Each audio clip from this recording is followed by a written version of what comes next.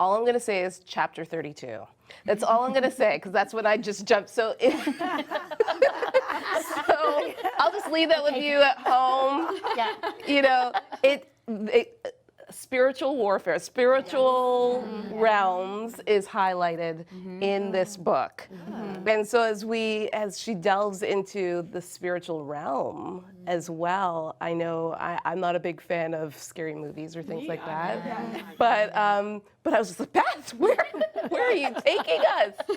But also again, truth and reality, especially in New Orleans, you know, that's the spiritual realm is very big. What were your thoughts on that? I was scared. I was scared. There were times when I did have to put the book down, like I said earlier, because it was like, whew, I am just like shaking right now. But as I think Ruth said it earlier, it's a reality check.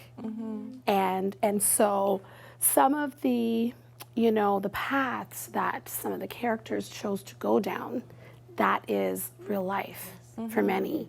And, you know, kind of exposing themselves in ways that, unbeknownst to them, is putting them in really, as a reader, you're like, no! But for them, they don't realize. And that's real life. That's real life stuff. And so, you know, I appreciated the reminder of just, this is the real world. You know, we are wanting to be the hands and feet of Christ. We have to be sensitive to the fact that we might be aware of some things that to someone else, they're oblivious to maybe the danger or the harm or whatever. So it's just interesting how it all kind of comes together. Yeah. You know, I'm glad she went there. I think that, you know, we as Christians, you know, we can't stay in the bubble. You know, that whole thing about, you know, we are, you know, we're in the world. And so, you know, a book like this to give us insight and I think help and understanding helps us. And I don't think that you can be afraid of it. And I'll be honest, Maggie, there are people on blogs that are like, oh, because of that, we're not going to read it. Well, no.